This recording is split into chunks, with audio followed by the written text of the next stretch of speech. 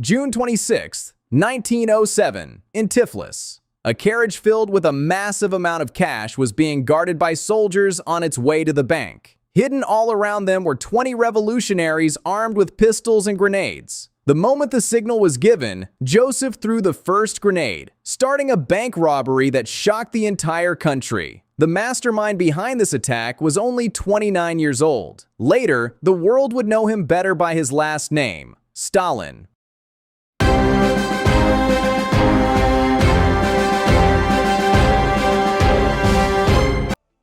Stalin's original name was not Stalin, but Jugashvili. He was born in 1878 in Gori, Georgia. His mother was a devout Christian, and his father was a shoemaker. At one point, the family was quite wealthy, but their luck didn't last. After Stalin was born, his father's business failed because local people began to prefer Western European boots.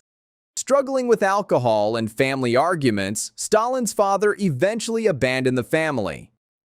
Stalin's mother hoped he would become a priest, so she sent him to a local church school. This school taught much more than just religion. The curriculum included rhetoric, geometry, logic, astronomy, Greek, music, and even fencing and swimming. Surprisingly, Stalin was a brilliant student. His grades were almost always 4s or 5s out of 5. He also loved singing in the choir and writing poetry.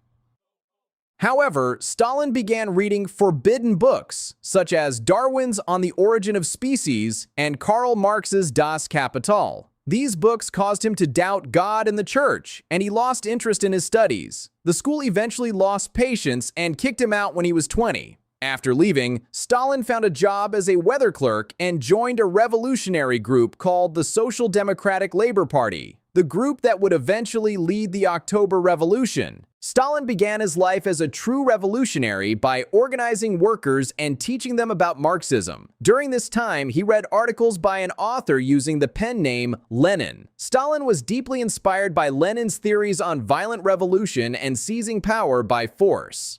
Following these ideas, Stalin began using violence in his activities. He led strikes, robbed banks, and attacked factories and prisons.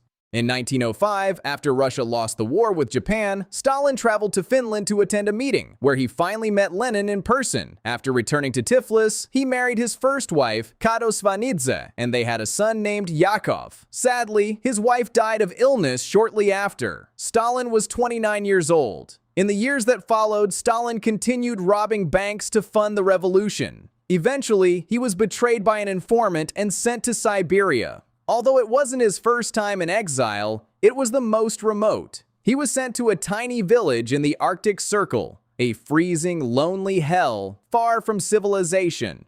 Do you want to know what happened next in Stalin's story? Subscribe to our channel.